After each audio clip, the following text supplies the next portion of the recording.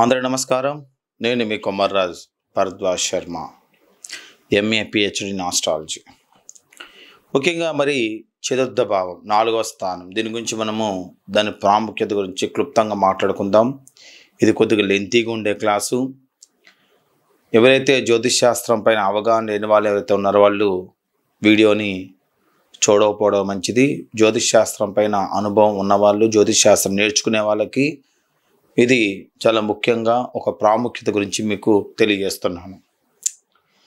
మళ్ళీ కాలచక్రంలో జాతకునికి 4వ స్థానం మనకి కుటుంబం, మాతృభావం, అంతర్గత శాంతి, మానసిక ప్రశాంతత, ఒక ధ్యానం, స్వాధిష్టాన చక్రాన్ని మొత్తం కూడా చూపించే ఒక ఉదయ స్థానమే చతుర్థ భావ స్థానం, 4వ స్థానం. దీన్ని అర్థం చేసుకోవడం అనేది అంత తేలిక కాదు.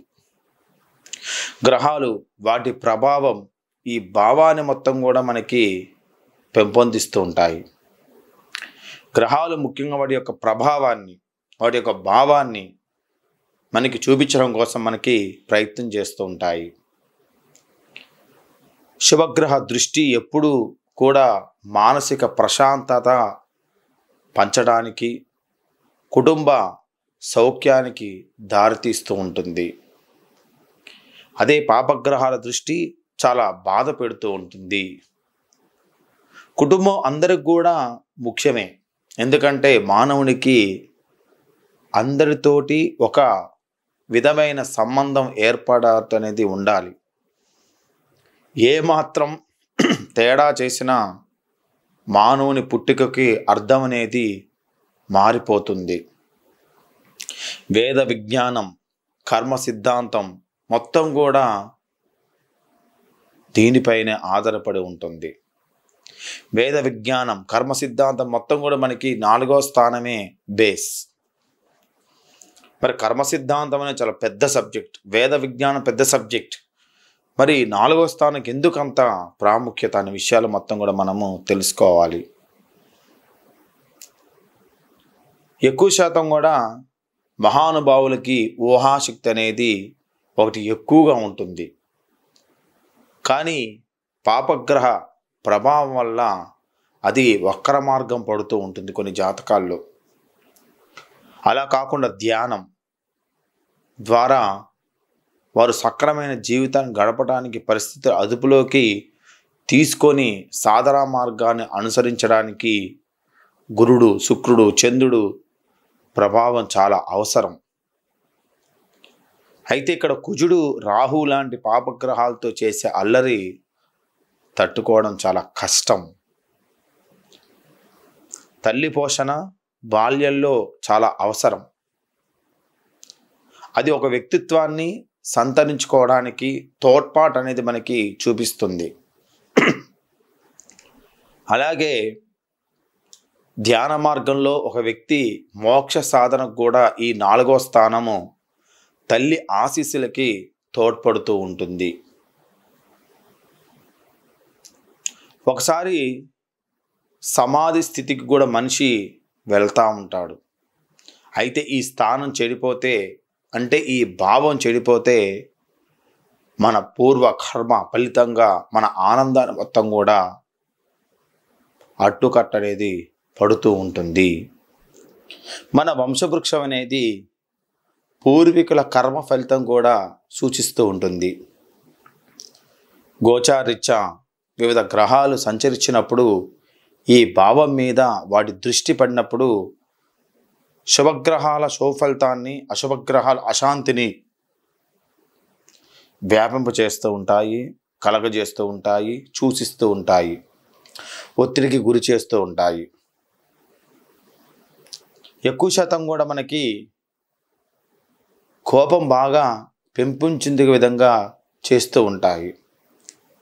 అందుకే ఒక కుటుంబంలో శాంతి సౌభాగ్యాలతో ఉంటూ ఉంటుంది.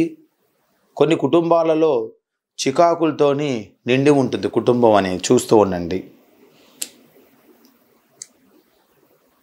ఎక్కువ శాతం కూడా వాళ్ళ కుటుంబం సౌభాగ్యాలతో నిండి ఉందా, అశాంతితో నిండి ఉందా తెలుసుకునే భావమే మనకి 4వ భావం. ఎందుకంటే ప్రతివాడికి ఇల్లు తర్వాతనే ఏదైనా విషయం. గృహశాంతి తర్వాతే మనకి మన వ్యక్తిగతం, గృహశాంతి తర్వాతే మన వ్యక్తిగతం. కనుక మాతృభావం అర్థం చేసుకోవడానికి చాలా అవసరం. 4th హౌస్ అనేది చాలా ముఖ్యమైనటువంటి పార్ట్ జ్యోతిష్ శాస్త్రంలో. దాన్ని కేవలం మనం ఒక తల్లిని మాత్రం చూసి దాన్ని మన పక్కన వదిలేస్తూ ఉన్నాం.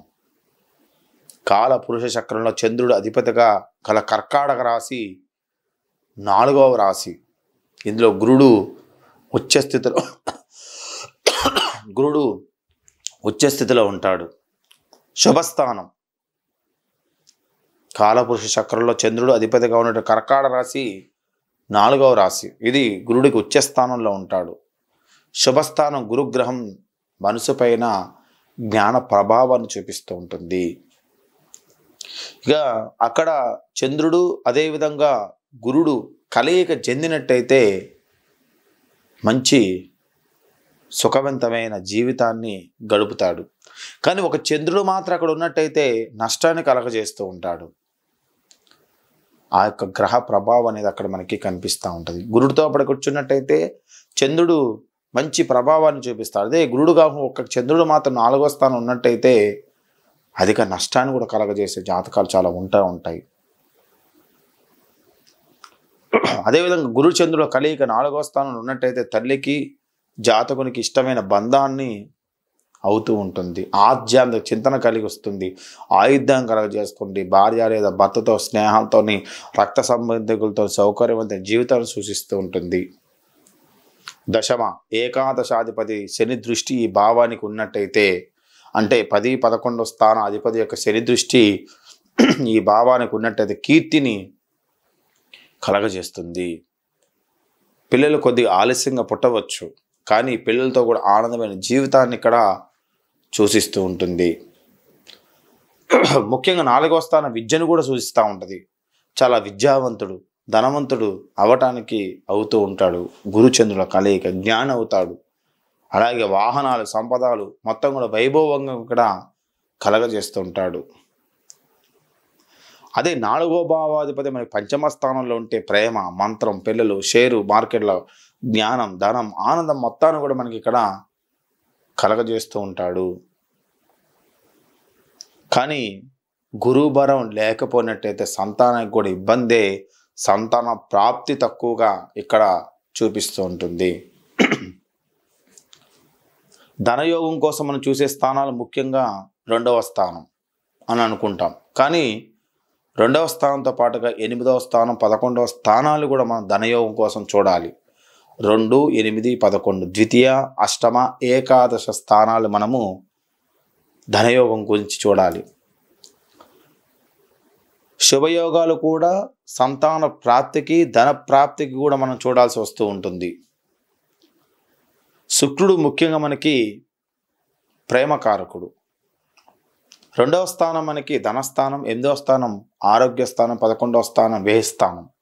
కానీ ధనయోగంలో ఈ 3 ఒక పార్ట్. శుక్రుడు మనకి ప్రేమకారకుడు.